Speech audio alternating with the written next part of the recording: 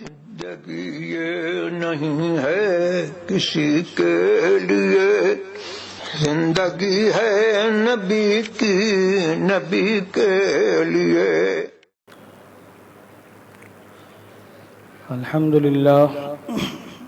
الحمدللہ رب العالمین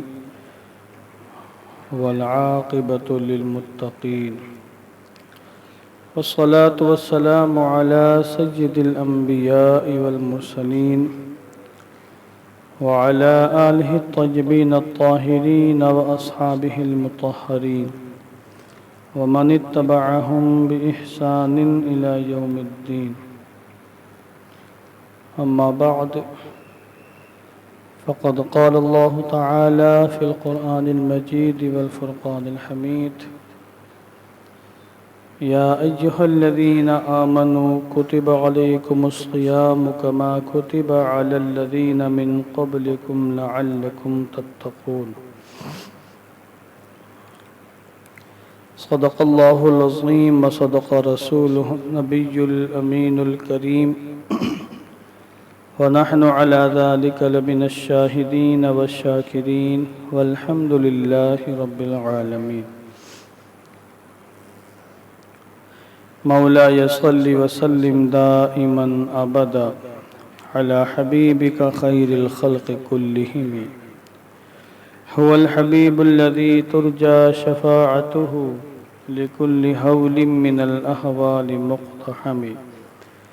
فهو الذي تم معناه وصورته ثم اصطفاه حبيبا بارئ النسم، منزه عن شريك في محاسنه، فجوهر الحسن فيه غير منقسم، فاق النبيين في خلق وفي خلق، ولم يدانوه في علم ولا كرم، یا رب بالمصطفى بلغ مقاصدنا واغفر لنا ما مضى یا واسع الکرم۔ آئیے دل لگا کر انتہائی عقیدت و احترام کے ساتھ اپنی اور ساری کائنات کے مرکز عقیدت حضور سید عالم جان عالم فخر بنی آدم سید الانبیاء والمرسلین ارواحنا فدا جناب محمد الرسول اللہ صلی اللہ تعالی علیہ وسلم کے مقدس بارگاہ میں درود و سلام کا ہدیہ محبت پیش فرما لیں۔ اللہم صلی علی سیدنا شفیعنا حبیبنا مولانا محمد وبارک وسلم صلاۃ و سلاما علیک یا رسول اللہ صلی اللہ تعالی علیہ وسلم۔ اللہ تبارک و تعالی کی توفیق اور اس کے فضل و کرم سے آج ہم اس کی بارگاہ میں حاضر ہیں۔ آج ماہ رمضان کا پہلا روزہ ہے۔ سب سے پہلے میں اپنی جانب سے آپ سبھی حضرات کو ماہ رمضان کی آمد کی مبارکبادی پیش کرتا ہوں اور دعا کرتا ہوں کہ اللہ عز و جل ہم سب کو اس ماہ مبارک کی برکتوں سے مالا مال فرمائے۔ اور ماشاءاللہ آپ سبھی حضرات نے بلکہ جہاں جہاں بھی ماہ رمضان تشریف لایا، پوری دنیا میں مختلف اوقات میں مختلف زمانوں میں ماہ رمضان تشریف لاتا ہے، مسلمان کھلے دل سے ماہ رمضان کا استقبال کرتے ہیں، اور یہاں بھی ماشاءاللہ آپ حضرات نے کھلے دل سے ماہ رمضان کا استقبال فرمایا، اور دعا کرتا ہوں کہ جس طرح آپ نے اب اس وقت کل سے لے کر آج تک ماہ رمضان کا استقبال کیا ہے، پورے مہینے اس کا ادب و احترام کرنے کی بھی توفیق عطا فرمائے۔ ہوتا یہ ہے کہ شروع میں تو لوگ بڑے جوش و خروش کا اظہار کرتے ہیں، مسرتوں کا اظہار کرتے ہیں، مگر جیسے جیسے ایام گزرتے ہیں ان کا جوش ٹھنڈا ہو جاتا ہے۔ اور ہر سال ہم دیکھتے ہیں یہ ایسے ہی ہے کہ جیسے ہمارے یہاں گھروں میں کوئی مہمان آ جائے تو ہم شروع میں تو خوب اس کا استقبال کرتے ہیں، آؤ بھگت کرتے ہیں، اس کے آگے پیچھے دائیں بائیں لگے رہتے ہیں، مسرتوں کا خوشیوں کا اظہار کرتے ہیں، مگر اگر مہمان چند دن ٹھہر جائے تو ہمارے چہروں کا جغرافیہ بھی بدلنے لگتا ہے اور پھر ہماری مسرتیں ختم ہو جاتی ہیں، جوش و خروش ختم ہو جاتا ہے۔ کچھ یہی حال مسلمان ماہ رمضان کے ساتھ بھی کرتے ہیں۔ اس لیے یہ بھی دعا مانگنی چاہیے کہ اللہ جس طرح تو نے ہمیں ماہ رمضان عطا فرمایا، ماہ رمضان کے تقاضوں پر عمل کرنے کی توفیق بھی ہمیں عطا فرما۔ ماہ رمضان بلا شبہ مسرتوں کا مہینہ ہے، عبادتوں کا مہینہ ہے، تلاوت قرآن کا مہینہ ہے، انسانیت و ہمدردی کا مہینہ ہے، غمخواری کا مہینہ ہے، رواداری کا مہینہ ہے، تراویح کا اہتمام کرنے کا مہینہ ہے، زکوٰۃ نکالنے کا مہینہ ہے، بہت سی عبادتوں کا عظیم الشان مہینہ ہے۔ تو جب ان تمام عبادتوں کا یہ ماہ رمضان مہینہ ہے تو ہمیں اور پھر یہ عبادتیں اس ماہ رمضان میں بجا لانے کی ہمیں مکمل کوشش کرنی چاہیے۔ قرآن مقدس کے اندر اللہ تبارک و تعالی نے سورہ بقرہ میں دوسرے پارے کی آیت کریمہ ہے، اس میں صاف لفظوں میں ماہ رمضان کے روزوں کے فرض ہونے کا اعلان فرمایا ہے۔ جیسا کہ میں نے خطبے میں آیت کریمہ پڑھی، یا ایھا الذین آمنوا، اے ایمان والو، یعنی اللہ ہم سے خطاب فرما رہا ہے، اے ایمان والو، کتب علیکم الصیام، تم پر روزے فرض کیے گئے ہیں، کما کتب علی الذین من قبلکم لعلکم تتقون، جیسا کہ تم سے پہلوں پر روزے فرض کیے گئے تھے تاکہ تم متقی ہو جاؤ، نیک ہو جاؤ، تمہارے دلوں میں تقوی کا چراغ روشن ہو جائے۔ توریت و زبور و انجیل جو آسمانی کتابیں ہیں، ان کو دیکھنے سے یہ بات واضح ہوتی ہے کہ آمد اسلام سے قبل،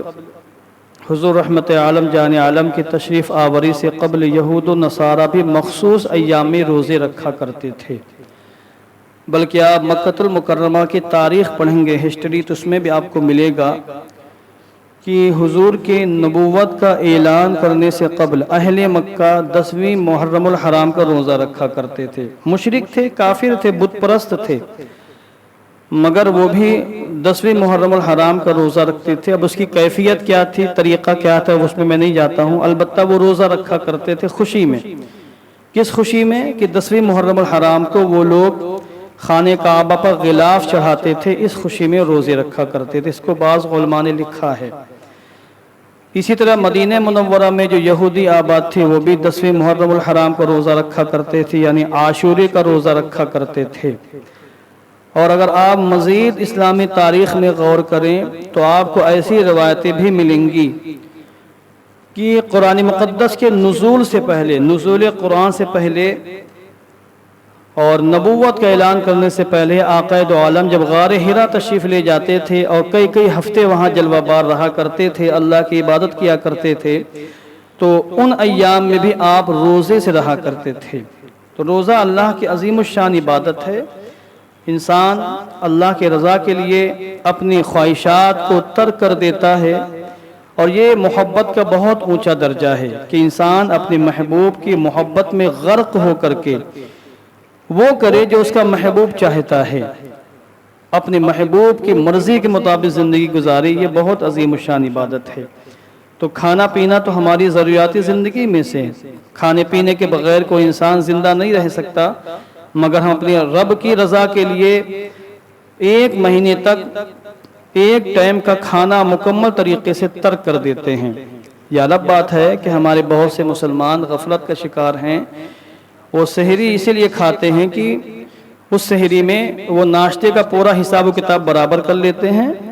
اور افطاری اس لیے توڑ کر کھاتے ہیں کہ دن میں وہ کھانا کھانے سے محروم ہو گئے تھے۔ تو یہ جو ہمارا طرز عمل ہے، اس کی اصلاح کی بھی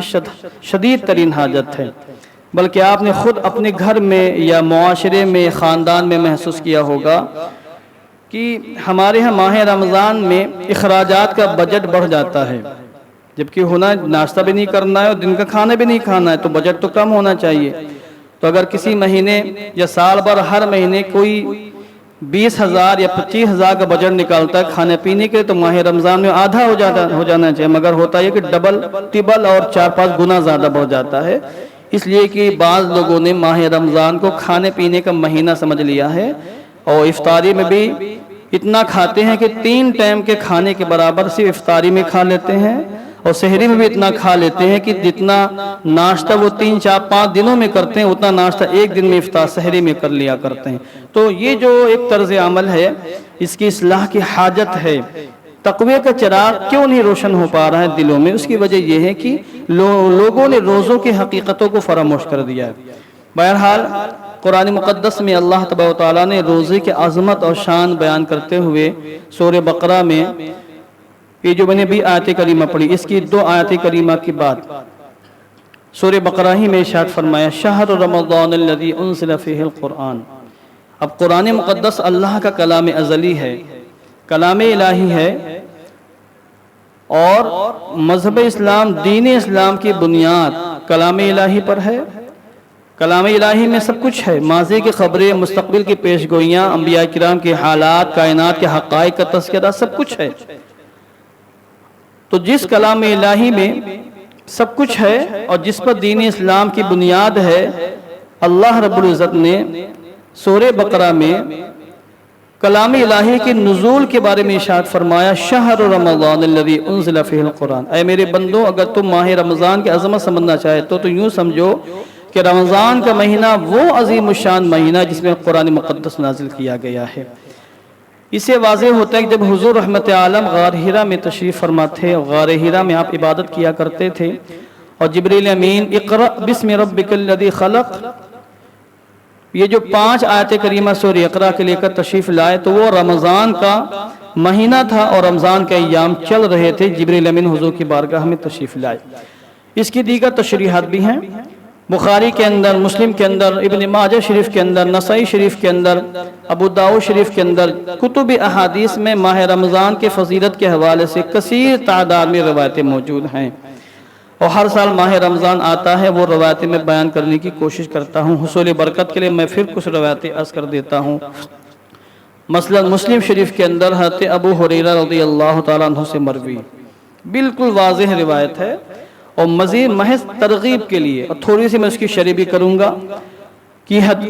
سیدنا ابو ہریرہ سے مروی ہے، حضور علیہ السلام نے فرمایا اذا دخل رمضان، 2 طرح کی روایتیں ہیں، ایک میں دخلہ ہے اور ایک میں جاء ہے۔ اذا جاء رمضان یا اذا دخل رمضان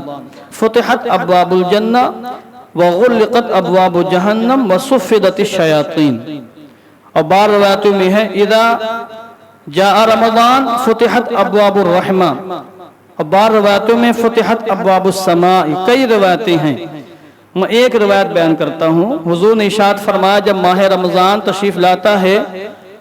تو جنت کے دروازے کھول دیے جاتے ہیں، جہنم کے دروازوں کو بند کر دیا جاتا ہے، اور سرکش شیطانوں کو جکڑ دیا جاتا ہے، بیڑیوں میں جکڑ کر ان کو قید خانے میں ڈال دیا جاتا ہے۔ یہاں ایک اہم بات آپ کو میں بیان کرنا چاہتا ہوں، ماہ رمضان، رمضان کہتے ہیں اس مہینے کو جس میں بہت سخت گرمی ہو، اس کا معنی یہ رمضان سے بنا ہے، را میم ضاد، رمض، اس سے بنا رمضان۔ اور کلام عرب میں جتنے بھی عربی الفاظ ہیں ان سب کی مناسبت کچھ نہ کچھ ضرور ہوتی ہے۔ ایک میں نکتے کی بات عرض کر رہا ہوں، تو جس زمانے میں ہزاروں سال پہلے اہل عرب چیزوں کا نام رکھ رہے تھے کہ اس کا نام یہ ہوگا، اس کا نام یہ ہوگا، اس کو یوں پکاریں گے، جب اس مہینے کا یعنی جس مہینے میں رمضان، جس کو ہم رمضان کہتے ہیں، جب اس مہینے کا نام رکھنے کی باری آئی تو انہوں نے موسم کا خیال کیا، موسم کا۔ مثلا ربیع الاول بہار کے موسم کو بولتے ہیں، مگر یہ لازم نہیں کہ بہار میں ربیع الاول آ جائے یا ربیع الاول میں بہار آ جائے، جس زمانے میں نام ہوا تو موسم بہار تھا تو اس کا نام رکھا ربیع الاول۔ اور اسی طرح جس زمانے میں اہل عرب نے اس مہینے کا نام رکھنا چاہا تو اس وقت سخت سردی، سخت گرمی تھی، تو یہ ہوا کہ موسم کا لحاظ کیا جائے، سخت گرمی کا لحاظ کرتے ہوئے اس مہینے کو انہوں نے رمضان سے تعبیر کر دیا، تو اس کا نام رمضان ہو گیا۔ اب چاہے وہ گرمی میں آئے، چاہے سردی میں آئے، چاہے برسات میں آئے، اس سے لینا دینا نہیں۔ یہاں پر ایک بہت اہم گفتگو ہمارے علماء نے فرمائی ہے کہ رمضان اللہ کا نام ہے یا نہیں۔ حضرت سیدنا امام مالک رضی اللہ تعالیٰ عنہ، حضرت سیدنا امام شافعی رضی اللہ تعالیٰ عنہ کا موقف یہ کہ رمضان اللہ کا نام ہے۔ اللہ کے بہت سے نام، ایک نام اس کا رمضان بھی، اس کا صفتی نام ہے۔ تو جب ان کا موقف یہ ہے تو امام مالک نے فرمایا پھر رمضان کو صرف رمضان کہنا درست نہیں ہے، یہ کہنا غلط ہے کہ رمضان آیا رمضان چلا گیا۔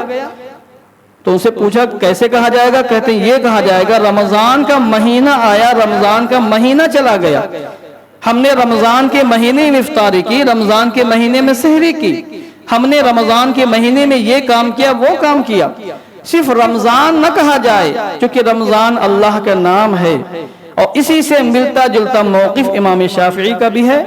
مگر ہمارے امام سیدنا امام اعظم ابو حنیفہ رضی اللہ تبارک و تعالیٰ عنہ اور سیدنا امام احمد بن حنبل رضی اللہ تبارک و تعالیٰ عنہ کا موقف یہ ہے کہ صحیح یہ ہے کہ رمضان اللہ کا نام نہیں ہے، جس طرح چاہے کہیں، چاہے یوں کہیں کہ رمضان کا مہینہ آیا، چاہے یوں کہیں کہ رمضان تشریف لایا، دونوں اعتبار سے کہنا درست ہے۔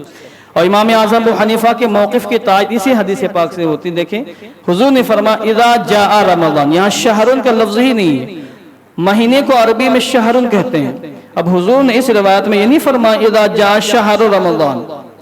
یہ نہیں فرمایا، فرمایا اذا جاء رمضان، جب رمضان آتا ہے تو جنت کے دروازوں کو کھول دیا جاتا ہے۔ احادیث کریمہ میں جو الفاظ ہیں ان کو سمجھنے کے لیے علم چاہیے۔ بعض مقام پر حضور رحمت عالم جان عالم نے اپنی زبان اقدس سے جو الفاظ کہے بالکل اس کا وہی معنی مراد ہوتا ہے،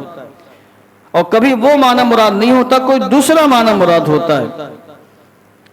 یہاں پر حضور نے فرمایا جنت کے دروازے کھول دیے جاتے ہیں، اس کا کیا مفہوم ہے؟ یا رحمت کے دروازے کھول دیے جاتے ہیں، یا آسمانوں کے دروازے کھول دیے جاتے ہیں، اس کا مفہوم کیا ہے؟ ہمارے محققین فرماتے جنہوں نے حدیثوں کے کھول کھول کے بیان کیا، حدیثوں کی شرح فرمائی ہے، وہ کہتے ہیں اس کا ایک مفہوم تو یہ کہ واقعی جنت کے دروازے کھولے جاتے ہیں، کہ جنت کے دروازے ہیں، اور جب ماہ رمضان آتا ہے تو رمضان کے شرف کو، اس کی عظمت اور اس کی شان کو ظاہر کرنے کے لیے اللہ جنت کے دروازوں کو کھول دیتا ہے، تاکہ سب کو پتہ چلے کہ رمضان کی کیا شان ہے، رمضان کی عظمت کیا ہے۔ تو ایک معنی تو اس کا بالکل معنی حقیقی، واقعی جنت کے دروازوں کو کھولا جاتا ہے، واقعی جہنم کے دروازوں کو بند کر دیا جاتا ہے۔ اور اس کا ایک معنی مجازی ہے، یعنی جنت کے دروازوں کو کھولا نہیں جاتا اور جہنم کے دروازوں کو بند نہیں کیا جاتا ہے، تو کیا کیا جاتا ہے؟ تو شارحین حدیث فرماتے ہیں ماہ رمضان کی آمد پر اللہ اپنے بہت سے بندوں کو چونکہ جنت کا پروانہ عطا فرماتا ہے، جہنم سے نجات کی بشارت دیتا ہے۔ اسی کو حضور نے بیان فرمایا کہ جب ماہ رمضان آتا ہے تو جنت کے دروازے کھل جاتے ہیں، جہنم کے دروازے بند ہو جاتے ہیں، اور نہ حقیقت میں نہ جنت کے دروازے کھلتے ہیں اور نہ جہنم کے دروازوں کو بند کیا جاتا ہے۔ تو یہ معنی مجازی ہے جو ہمارے شارحین حدیث نے اس حدیث پاک کی شرح کرتے ہوئے بیان فرمایا ہے۔ اور اسی حدیث پاک کے آگے اللہ کے رسول نے فرمایا شیاطین کو قید کر دیا جاتا ہے، اور اس کا بالکل ظاہری معنی ہمارے یہاں بہت معروف و مشہور ہے، بچہ بھی ہمارا جانتا ہے کہ ماہ رمضان میں شیطان کو قید کر دیا جاتا ہے۔ ایک بہت بڑے شاعر، میں ان کا نام نہیں لوں گا، بہت بڑے شاعر تھے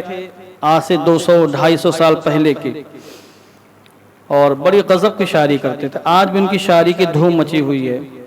ان کے اشعار فارسی کے، اردو کے ہیں، کوئی سمجھنے والا آج کے زمانے میں کم موجود ہیں۔ شراب پیتے تھے، وہ شرابی تھے۔ تو ماہ رمضان میں ان کا ایک دوست ان کو تلاش کرنے کے لیے آیا تو ملے نہیں وہ،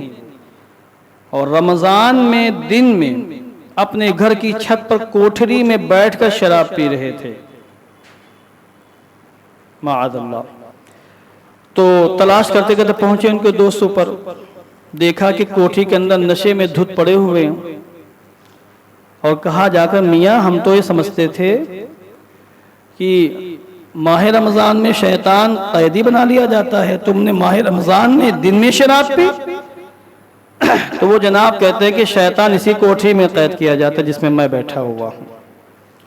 تو ایسے ایسے لوگ بھی ہیں۔ تو شیاطین کو قید کر دیا جاتا ہے، اس کا مطلب کیا ہے؟ بعض لوگ یہ کہتے ہیں کہ جب شیطان قید کر لیا جاتا ہے، اور ایک بات اور ذہن میں، آج میڈیا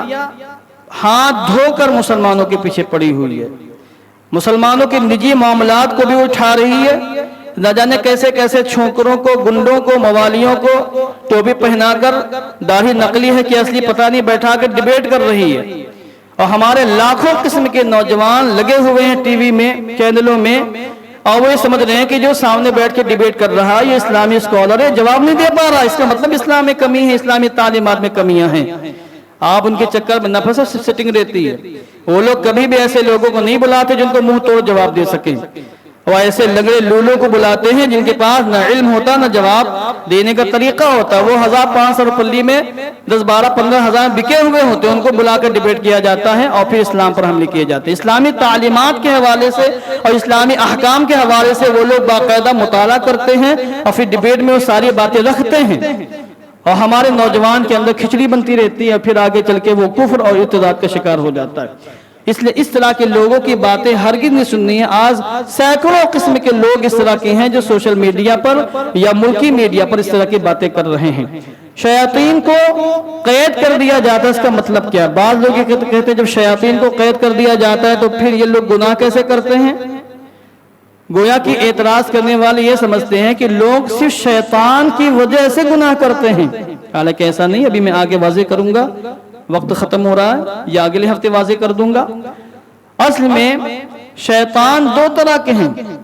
اور روایتوں میں آیا مردۃ الشیاطین، سرکش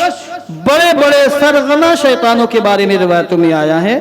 کہ سرکش شیطانوں کو قیدی بنایا جاتا ہے، باقی چھوٹے موٹے شیطان گھومتے رہتے ہیں۔ اگر یہ مان بھی لیا جائے کہ انسان صرف اور صرف شیطانوں کے وسوسوں کی بنیاد پر گناہ کرتا ہے، تو یہ جو چھوٹے موٹے شیطان ہوتے ہیں ان کے وسوسوں کا شکار ہو کر انسان گناہ کر لیتے ہیں۔ باقی جو بڑے بڑے شیطان وہ سب قید خانے میں رہتے ہیں، ان کو قیدی بنا لیا جاتا ہے، اور فرشتے ان کو قیدی بنا کر قید خانے میں ڈال دیتے ہیں۔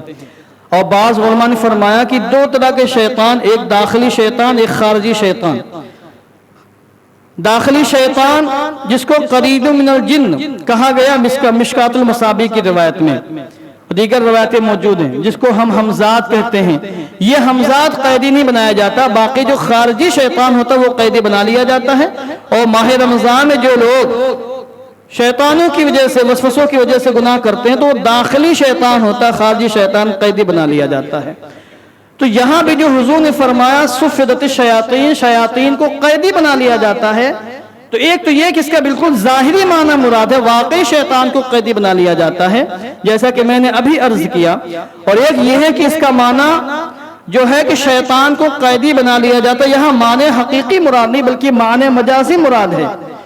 معنی مجازی سے مراد کیا؟ یعنی مراد یہ ہے کہ اس ماہ مبارک میں چونکہ لوگ نیکیاں خوب زیادہ کرتے ہیں، جو نیک ہوتے ہیں، ماہ رمضان سے پہلے جو لوگ عبادت کرتے ہیں، ماہ رمضان کی آمد پر ان کی عبادتوں میں اور زیادہ اضافہ ہو جاتا ہے، مزید وہ عبادتیں کرتے ہیں، صدقات و خیرات کرتے ہیں، نوافل کا اہتمام کرتے ہیں، خوب عبادت کرتے ہیں۔ اور جو لوگ سرکشی کرتے ہیں 11 مہینے اس ماہ مبارک کے آمد پر وہ سرکشی چھوڑ دیتے ہیں، وہ بھی اللہ کی عبادت کرتے ہیں، اللہ کی بندگی کرتے ہیں، تو گویا کہ شیطان کی پکڑ کمزور ہو جاتی ہے، اور شیطان کی پکڑ میں ڈھیلا پن پیدا ہو جاتا ہے، اس کا اثر لوگ قبول نہیں کرتے ہیں، لوگ شیطان کی پیروی ماہ رمضان میں نہیں کرتے ہیں۔ تو اسی کو حضور نے اپنی زبان اقدس سے یوں ارشاد فرمایا، گویا کہ شیطان کو بیڑیاں ڈال دی جاتی، شیطان کو قیدی بنا لیا جاتا ہے،